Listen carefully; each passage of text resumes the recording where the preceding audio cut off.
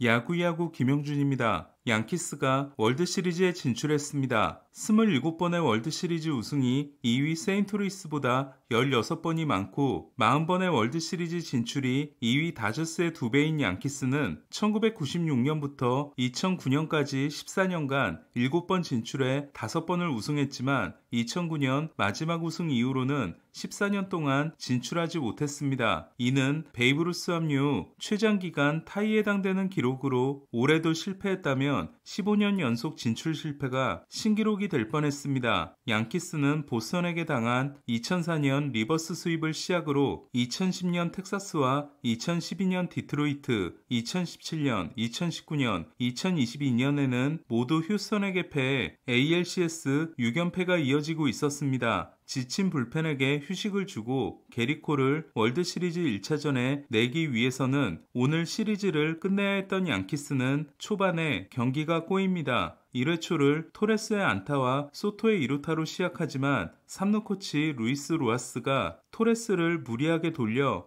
홈에서 아웃을 당합니다. 무사 2, 3루에서 저지가 등장할 수 있는 기회를 놓친 양키스는 득점에 실패합니다. 로하스는 지난해까지 매치의 감독이었습니다. 1회에 안타 2개, 못 맞는 공 2개를 내주며 크게 흔들렸던 바이비는 2회부터 전혀 다른 투수가 됐고 5회까지 무실점으로 막습니다. 역시 출발이 좋았던 로도는 형 네일러에게 빗맞은 안타를 내준 후 동생 네일러와 식구 대결 끝에 적시 2루타를 맞습니다. 5회에도 2사 2루에서 콴에게 적시타를 맞아 2점을 내주고 교체됩니다. 하지만 양키스에는 가을에 미쳐버린 스탠튼이 있었습니다. 토레스와 소토의 연속 안타가 있었지만 저지가 병살타를 날려 6회 2사 3루에서 등장한 스탠튼은 바이비에게 2번 모두 삼진을 당한 상태였습니다. 스탠튼을 상대로 변화구만 던진 바이비는 5투로 시작해 풀카운트까지 갑니다. 뒤에는 치즘이 있었기 때문에 승부를 할 이유가 전혀 없는 상황에서 바이비는 그만 슬라이더를 한복판에 던집니다. 실투의 대가는 눈 깜짝할 사이에 넘어간 동점 투런이었습니다. 스탠튼은 이로써 PS 첫 36경기에서 16개 홈런을 친 최초의 선수가 됐습니다. 130타수에서 16개를 기록한 스탠튼은 8.1타수당 1홈런이 8.6타수당 1홈런인 베이브루스를 제치고 역대 1위가 됐습니다. 또한 루스와 저지를 제치고 양키스 단독 4위가 됐습니다.